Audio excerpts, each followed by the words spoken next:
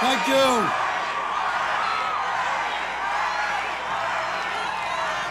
See, it looks like I was given some bad information. Somebody told me that Utah was a Republican state. Doesn't look like that this afternoon. Thank you all for coming out. What a fantastic crowd.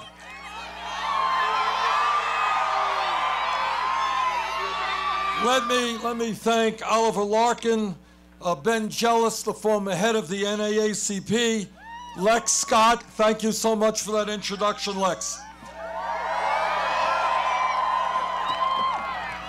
You know, we began this campaign 10 months ago, and we were 3% in the polls, 70 points behind. We had no money. We had no political organization, and nobody outside of Vermont knew who I was. Other than that, we were in pretty good shape.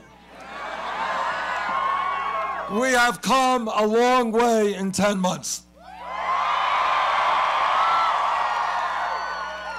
As of today, we have won 9 states, most by double digits.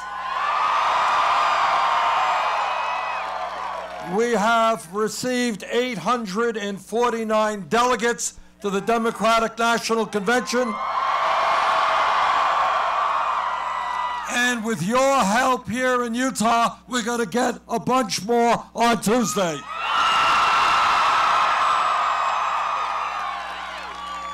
Now, why is our campaign doing as well as it is? And the answer is pretty simple. We're doing something very radical in American politics. We're telling the truth.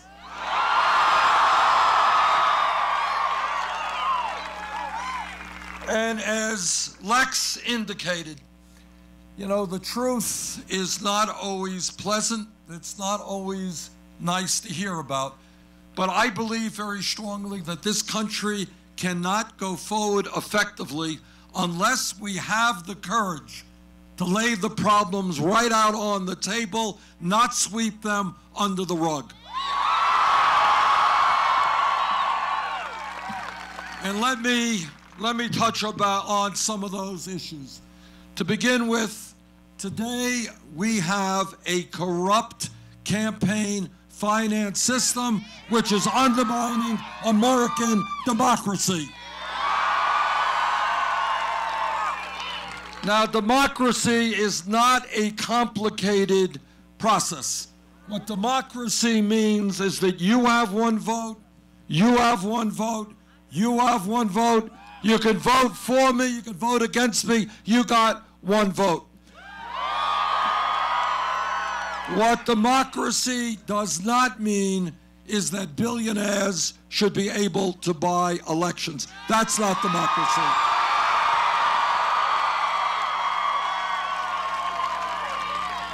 Democracy does not mean that the Koch brothers and a handful of other billionaires can spend $900 million on this campaign cycle to elect candidates who represent the rich and the powerful. When you have a handful of billionaires spending more money in an election than either the Democratic or Republican parties, that is not democracy, that is oligarchy, and we are not going to allow that.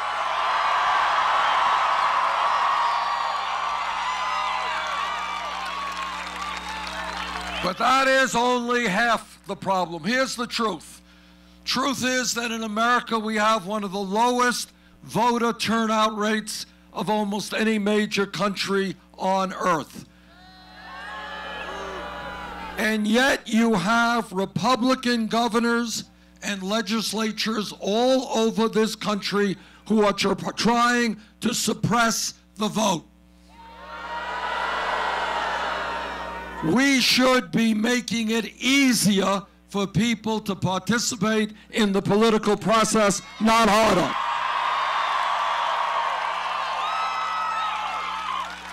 And I say to those Republican governors, if you don't have the guts to participate in a free and fair election. Get out of politics, get another job.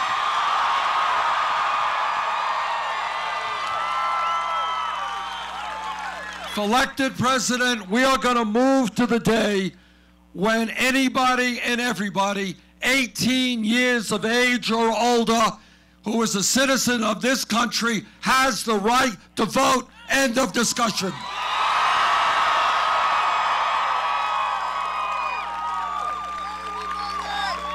But it's not just a corrupt campaign finance system that we have to address.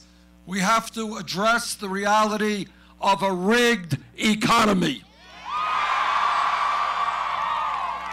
And let me tell you what a rigged economy is about. A rigged economy is about the top 1/10 of 1% now owning almost more wealth than the bottom 90%.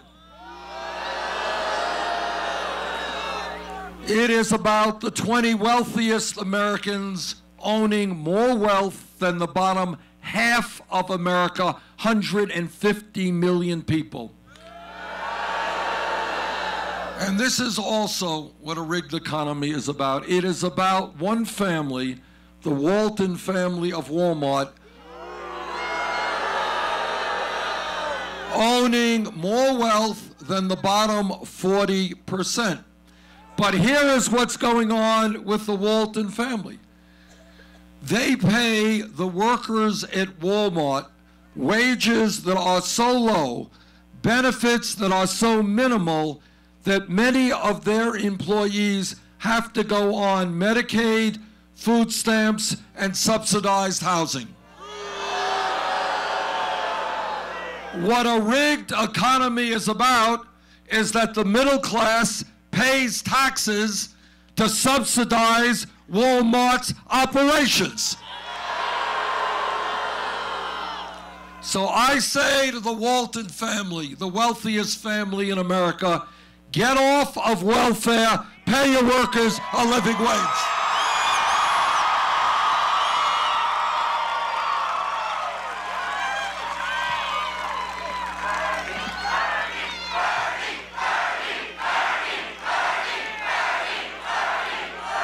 What this campaign is about is understanding that while, yes, we are a lot better today economically than we were 7 years ago when President Bush left office. Thank you, President Obama.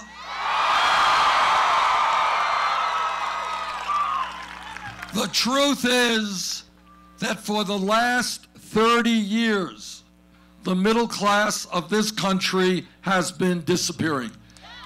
And that's a truth we have to deal with.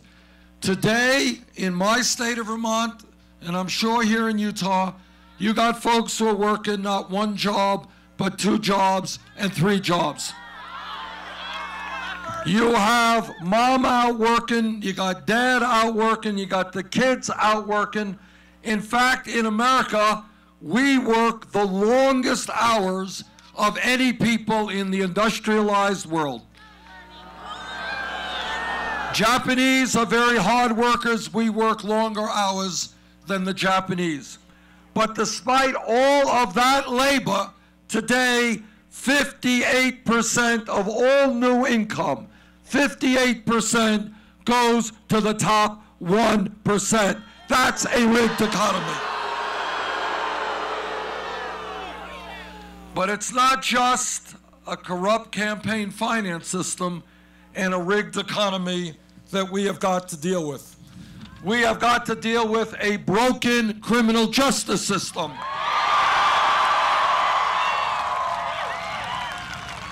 Now, again, we don't talk about it too often, but we've got to put it on the table. In America today, we have more people in jail than any other country on earth. Think about it. Think about the fact that China, communist authoritarian country, 4 times our size, we have more people in jail than China. 2.2 million people, spending $80 billion a year to lock up fellow Americans. That is a disgrace. Now, one of the reasons that we have so many people in jail is that youth unemployment in this country is sky high. For white kids between 17 and 20, real youth unemployment is 33%. For Latino kids, 36%. For African American kids, 51%. You want a radical idea? We're going to invest in education and jobs for our young people.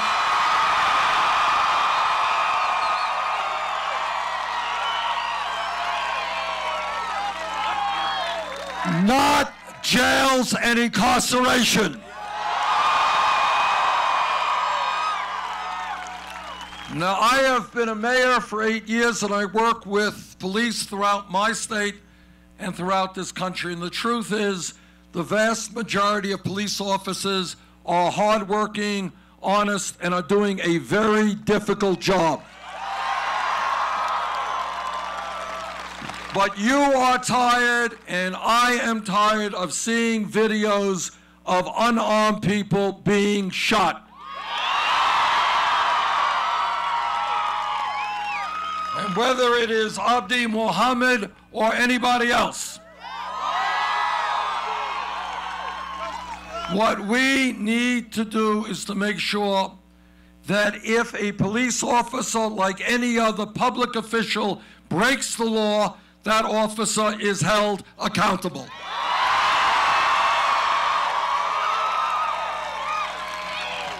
We need to demilitarize local police departments. We need to make police departments look like the diversity of the communities they serve. We need to fundamentally rethink the so-called war on drugs.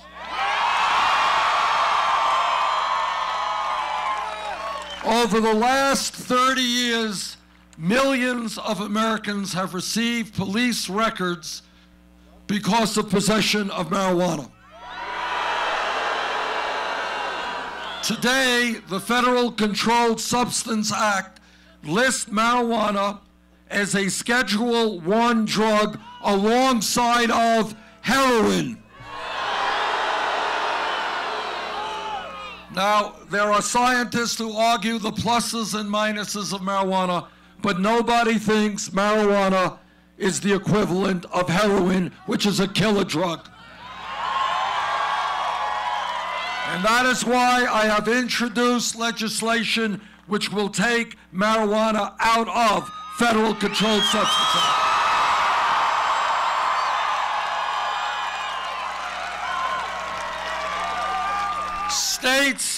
States themselves will determine whether or not they want to legalize marijuana. Colorado led that process, but I do not believe that possession of marijuana should be a federal crime. And when we're on the subject of drugs, let us be very clear. And I honestly am not familiar with the situation here in Utah, but I will tell you that in my state of Vermont, neighboring New Hampshire, and many parts of this country, we have a horrific epidemic of heroin addiction and overdose. We have a huge problem with opiate use. In my view, when we talk about substance abuse and addiction, we have got to consider it a health issue, not a criminal issue.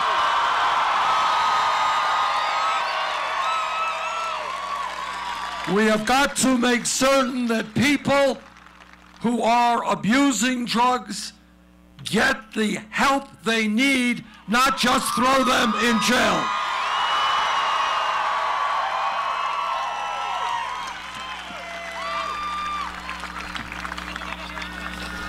When we look at what's going on in this country, it is important to understand that today we have Republicans running all over this nation talking about family values. Well, when they are talking about family values, it's important that everybody here understand what they mean. And what they mean is that no woman here today in this state or in this country should have the right to control her own body. I disagree.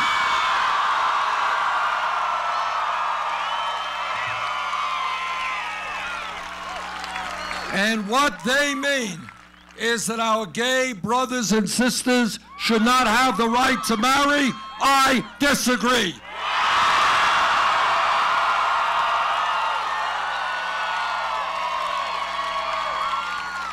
Now, this campaign has been moving all over this country, and what we are doing is listening to the American people, not just wealthy campaign contributors. And when we listen to workers, what they tell me is they cannot make it on $8 or $9 or $10 an hour. And they say, and I believe, we have got to raise the minimum wage to a living wage, $15 an hour.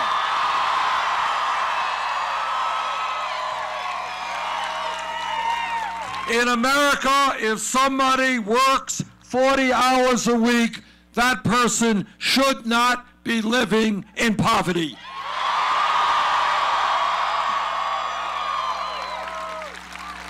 And when we talk about equitable wages, all of us have got to be concerned that we end this business of women making 79 cents on the dollar compared to men.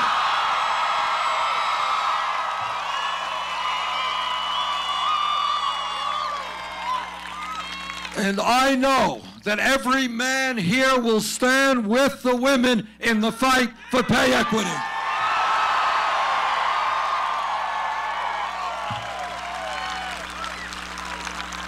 This campaign is listening to seniors and disabled veterans. What they are telling me is they cannot make it on $11,000, $12,000 a year Social Security, and they are right. Unbelievably, we have most Republicans in Congress who think we should cut Social Security benefits. Well, I've got some bad news for them. We are not going to cut Social Security benefits, we're going to raise them.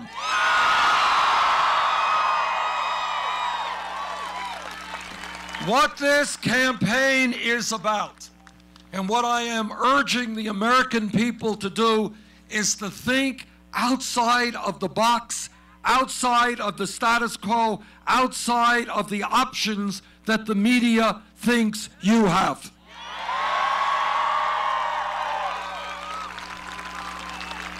And let me give you an example of this. Every psychologist who has studied the issue understands that the most important years of human development, intellectual and emotional, are 0 through 4. All right? And stop for a moment and consider how we treat those little kids. Today, not only do we have the highest rate of childhood poverty of almost any major country on earth, our child care system is dysfunctional. All over this country, mothers and fathers are going to work desperately searching for good quality, affordable child care. They can't find it. In this country, we owe it to those parents and, more importantly, to the children, to make sure that we have millions of well-trained, well-educated, loving educators who are going to take care of the littlest Americans.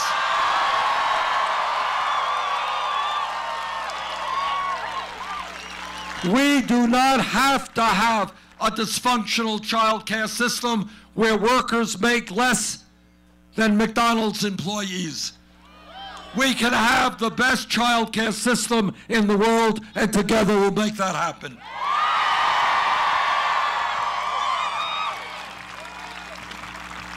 This campaign is listening to the young people of America. And what the young people are saying is, again, thinking outside of the box.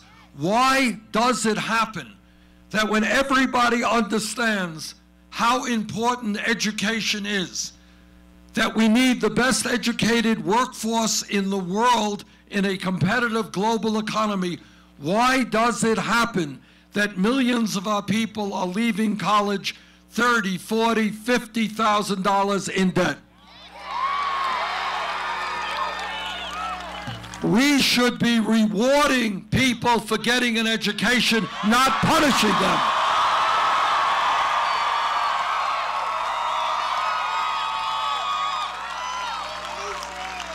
There are people, I've talked to people, young doctors, $300,000 in debt.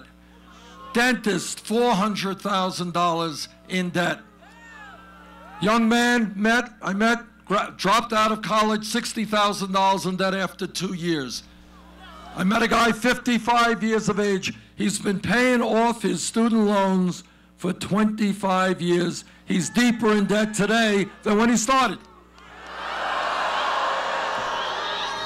That is crazy stuff. Now, 100 years ago, when very great and courageous people developed public education in America, what they said is that all of the children, regardless of income, should be able to get a free public education, first grade through 12th grade. That was great. I applaud those heroes and heroines. But in the year 2016, the world has changed. The economy has changed. People need more education today. And that is why I believe that when we talk about public education in the year 2016, we're talking about making public colleges and universities tuition free.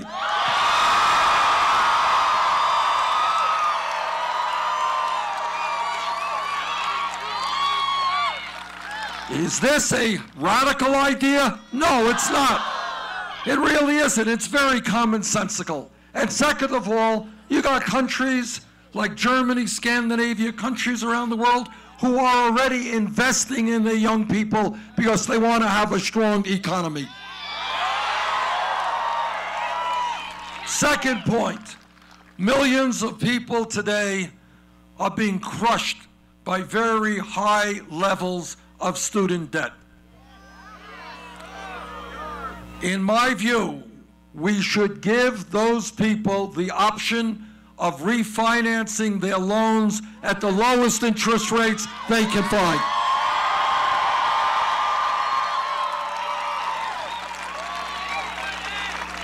Now, my opponents and the establishment, they say, well, Bernie, you know, you're a nice guy, you're kind of like Santa Claus, you're giving out free stuff.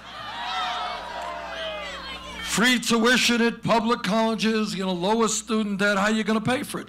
Let me tell you how we're going to pay for it.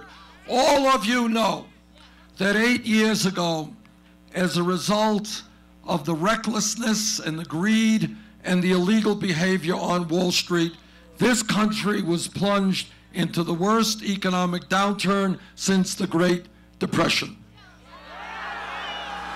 And what did Congress do when Wall Street came running toward them? They bailed them out.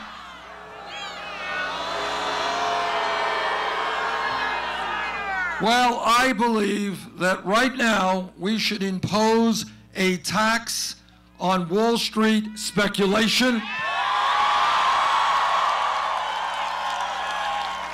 which would cover the entire cost of making public colleges and universities tuition-free and lowering student debt.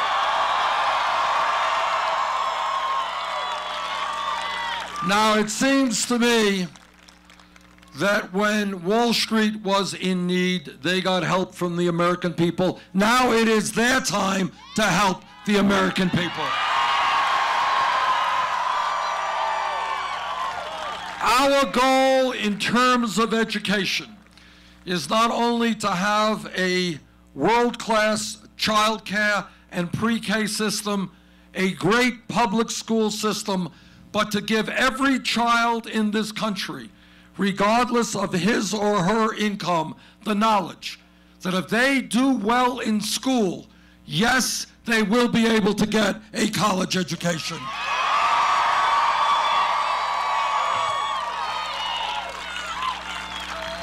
This campaign is listening to our brothers and sisters in the Latino community.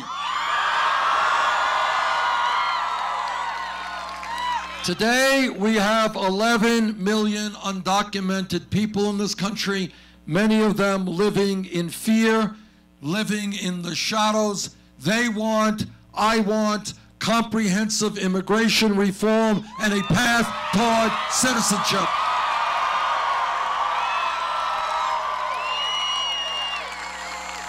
And no matter what our views may be on immigration reform, I hope that every American stands up and opposes this disgusting bigotry that we are seeing against Mexicans.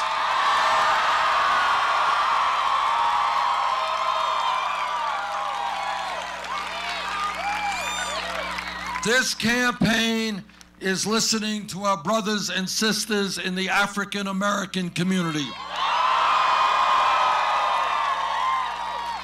And they want to see criminal justice reform. They understand that if we don't change the system, the odds are 1 out of 4 black babies, male babies born today, will end up in jail. That is not acceptable. They understand, and all of us understand, that it is totally insane that we're giving tax breaks to billionaires when communities like Flint, Michigan are disintegrating before our eyes.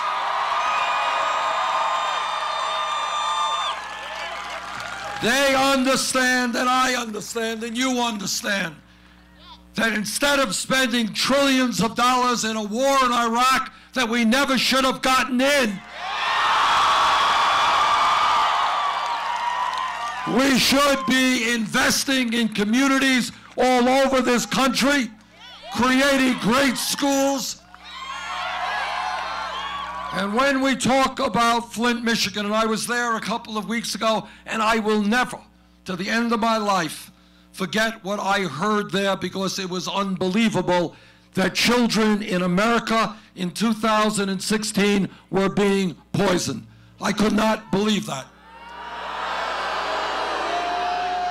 And while Flint, Michigan may be the tip of the iceberg, may be the worst example of a crumbling infrastructure, don't think that that is the only city suffering from inadequate water systems.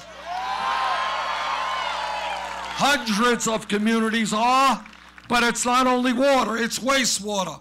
It is roads, it is bridges. In my state, we have dozens of bridges that are in desperate need of repair.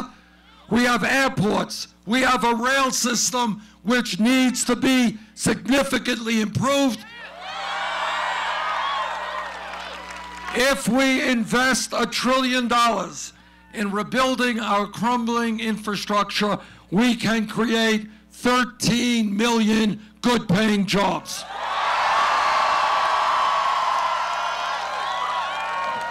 Well, Bernie, where are you going to get the money for that one?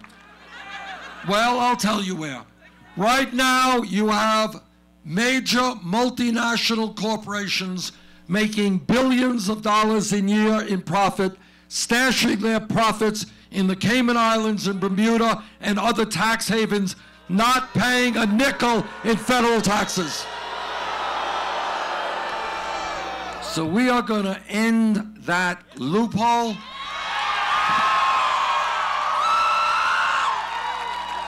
We're going to end that loophole. It's $100 billion a year.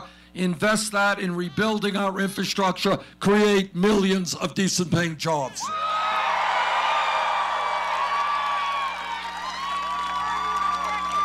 This campaign is listening to our brothers and sisters in the Native American community.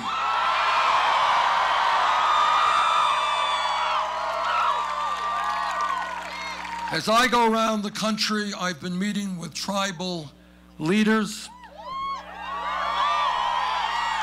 And I don't have to tell anybody here that the way we have treated Native Americans from the first day that settlers came to this continent is an absolute disgrace.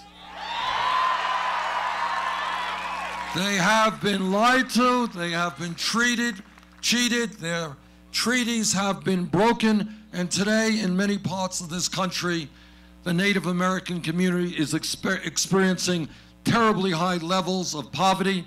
Suicide rates of young people are appalling. Drug addiction, alcoholism, inadequate health care. The Native American community has done too much for us. More than any other group of people, they have taught us about the need to respect the environment.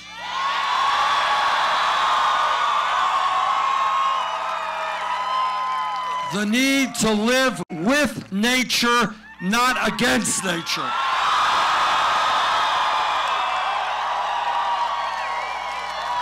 And what a beautiful location here today in your beautiful state to make that point. And that is why, by the way, when we talk about preserving clean water in America, we're going to do everything we can to end fracking.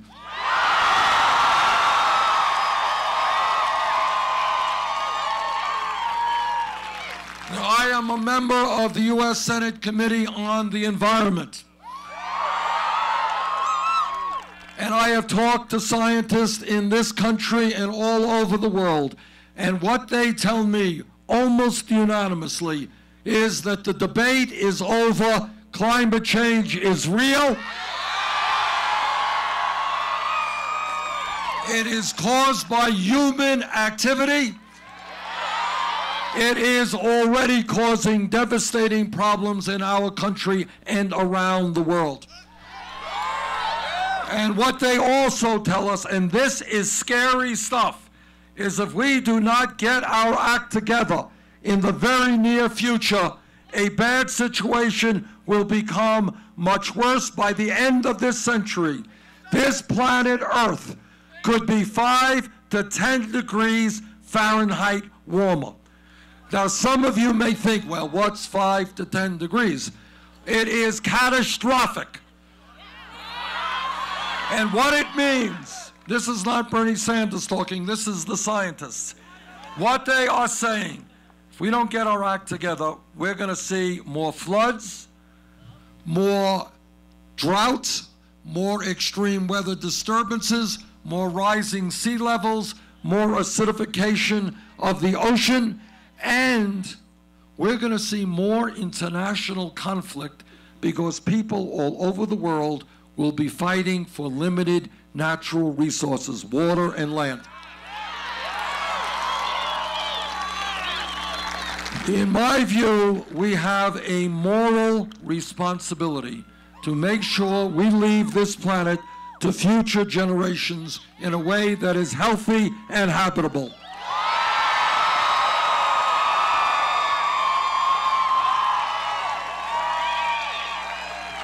And what that means is we have got to have the guts to take on the greed of the fossil fuel industry and tell them that their short-term profits are not more important than the future of this planet.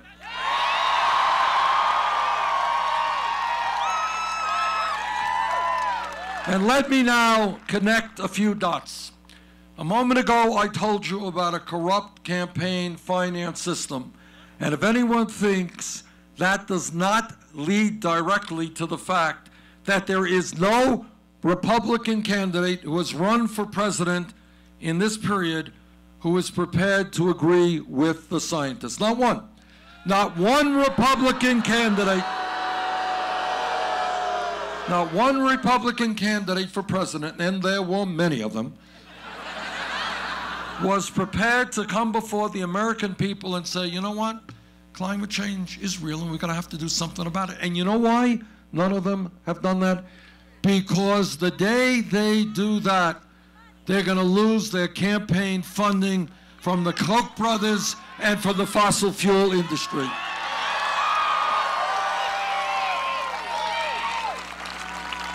And that is pathetic. So I say to my Republican colleagues, worry more about future generations and less about your campaign contributions.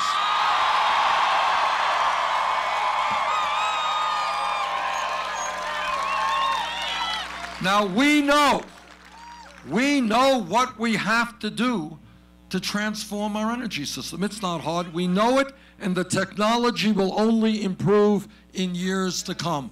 We need to move aggressively toward energy efficiency. We need to make our transportation system more energy efficient. We need to move aggressively to wind and solar energy and geothermal.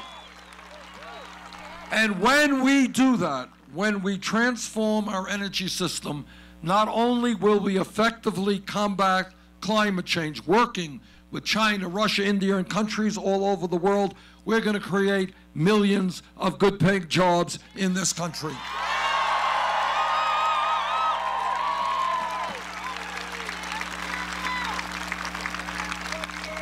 Now, what this campaign is about, again, is thinking big, not small. I have been accused of thinking too big. Well, I accept that criticism. I do think big.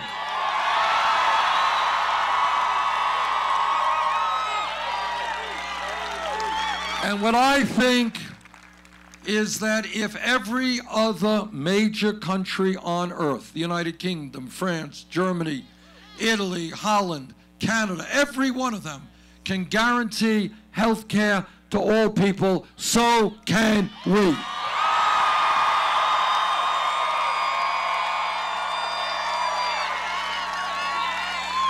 Now, I'm a member of the committee that helped write the Affordable Care Act, and the Affordable Care Act has done a lot of good things. We have ended this obscenity called pre-existing conditions. We have added 17 million people to the ranks of the insured, and we have done away with discrimination against women who are being charged higher prices for health care premiums. But despite the gains of the Affordable Care Act, 29 million people in this country today still have no insurance. Many of you and millions of other Americans do have insurance, but you are underinsured with high deductibles and high copayments. I know there are people here who have deductibles of $5,000, $10,000, all right? And that means if you don't have money in your pocket, you are not going to go to the doctor. If you don't go to the doctor, you're going to get sicker. That is pretty crazy stuff. And then on top of all of that, we have the pharmaceutical industry ripping us off in an unconscionable way. They charge us by far the highest prices in the world for prescription drugs. And here is crazy. This is crazy. Right now, 1 out of 5 Americans who receives a prescription from his or her doctor cannot afford to fill that prescription. That's insane. In other words, you go to the doctor because you're sick. Doctor diagnoses your problem, writes a prescription. You can't afford to fill it. Guess what? You're gonna get sicker. You're gonna end up in the emergency room. You're gonna end up in the hospital. Maybe you die. And then on top of all of that, turns out that we pay far, far more per capita than any other country on earth for health care. We spend 3 times what the British do, and they provide health care to all, 50% more than the French, far more than the Canadians. That is why I believe, number one, that health care is a right of all people, not a privilege.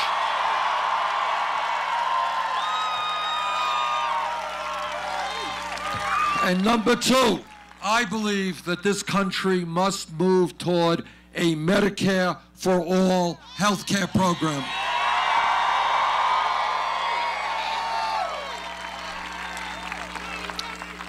Now, everybody here knows that our friends in the Republican Party are having some difficulties in their choice for president.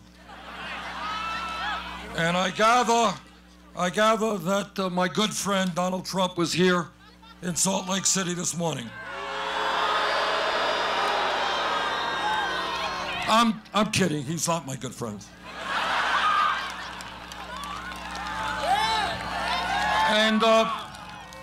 And let me say this. Donald Trump will not be elected president of the United States.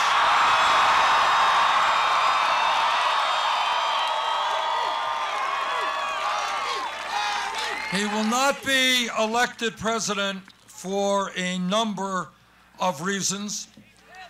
One of the reasons is that according to virtually every national poll, including a recent NBC Wall Street Journal poll, we were 18 points ahead of him.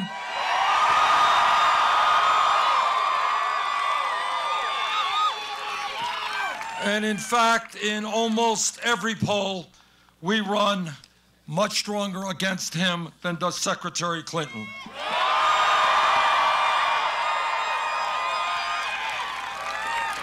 He will not be elected president because he lies all of the time. And the American people will not elect somebody who lies all of the time. You know, the American people understand that everybody has differences of opinion. But when you find that a organization called PolitiFact, and they check up on what politicians say, they looked at 112 statements made by Donald Trump. They rated 78% of these statements false, mostly false, or pants on fire, disastrously false. Look, I have conservative friends. We disagree on everything. But they, many of them are honest. They believe what they believe, and we live in a democracy, and we all have differences of opinions. It's called America. But when you have Donald Trump saying that he watched, quote unquote, on TV, thousands and thousands of Muslims cheering in New Jersey when the World Trade Center collapsed. See, what's interesting is he was the only person in America to watch it on TV. Nobody else saw it. Donald Trump has said that, quote, the Mexican government forces drug dealers and criminals into this country. It's a lie. Donald Trump said he didn't know anything about David Duke. Turns out that he did. But the major reason that Donald Trump will not be elected president is the American people will not elect a president who insults Mexicans, who insults Muslims, who insults women, who insults veterans and people like John McCain, who insults the African American community. Some of you may remember a few years ago, before he was running for president, that Trump was one of the leaders of the so-called birther movement. Remember that? Now, the birther movement was not a joke. It was a very savage attack against the legitimacy of the presidency of Barack Obama. So this wasn't an instance where they were saying, well, we disagree with Obama. What they were saying is that the first African-American president in the history of our country should not be president because he was not born in America. That, of course, is a lie. And I find it very interesting that President Obama's father was born in Kenya. My father was born in Poland. Nobody has asked me for my birth certificate.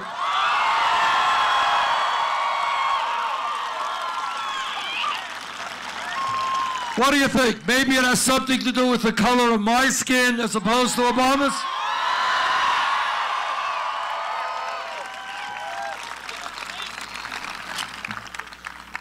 Donald Trump will not win this election because the American people understand that the strength of America is today and always has been bringing our people together.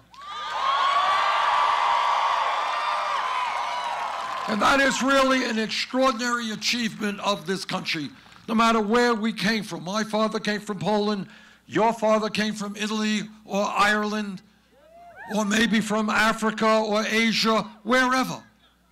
What the strength of this country has always been about is that we learn from each other. We work together. And that quality of togetherness always trumps divisiveness and trying to divide us up.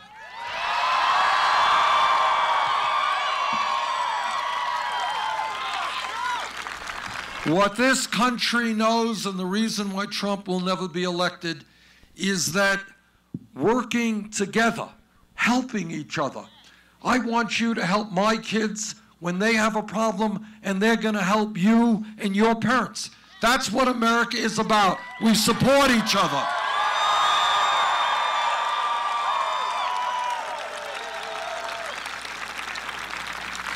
And that sense of community will always trump selfishness.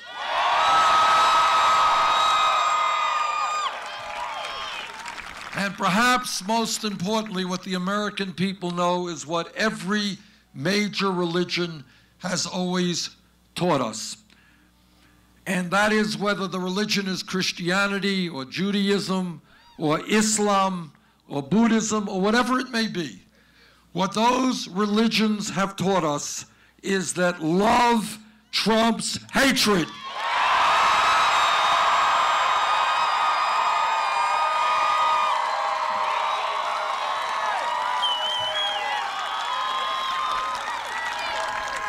Now, everybody here knows that real change never comes about from the top on down.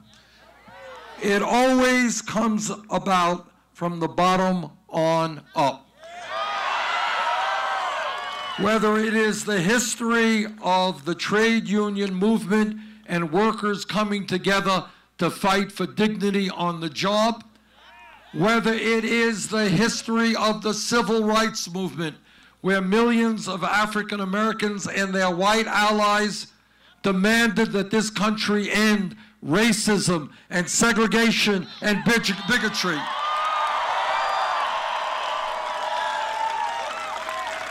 Whether it is the history of the women's movement, let us not forget that 100 years ago, not a long time from an historical perspective, 100 years ago, women in America did not have the right to vote, could not go to the schools they wanted to, could not do the jobs they wanted to. But women and their male allies stood together and said, in America, women will not be second-class citizens.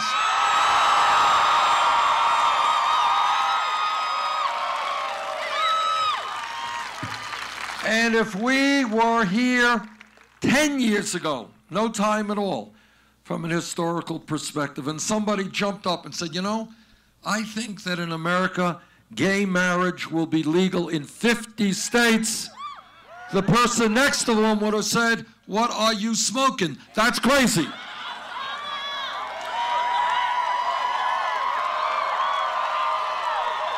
But that happened. And it happened because the gay community and their straight allies took on ferocious bigotry and hatred.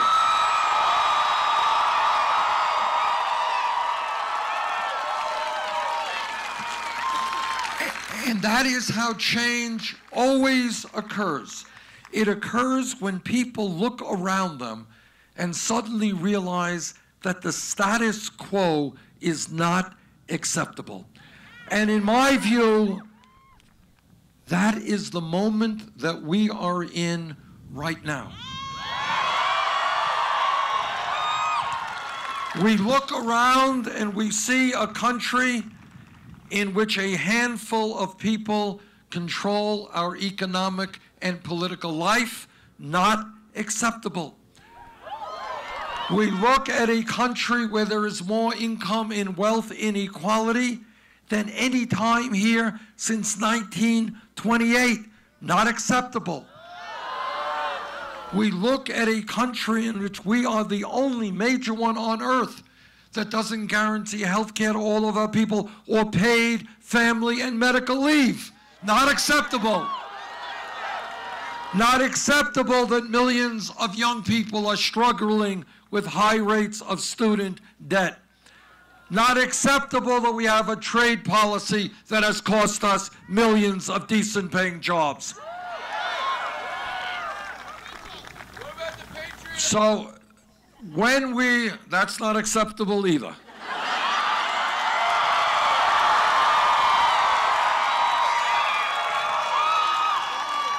And you're looking at somebody who voted against the Patriot Act.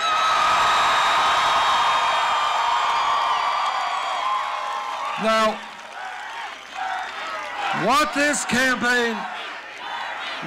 campaign comes down to is literally having confidence in ourselves, in knowing that if we don't let the Trumps of the world divide us up, there is nothing that we cannot accomplish.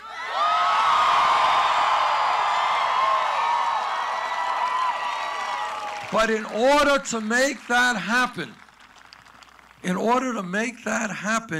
millions of people, many of whom have given up on the political process, some young people who have never yet participated in the political process, are going to have to jump into that process with both feet. And when all over this country, people stand up and they say, enough is enough, that our government belongs to all of us and not just a handful of wealthy campaign contributors, on that day, there is nothing that we cannot bring forth.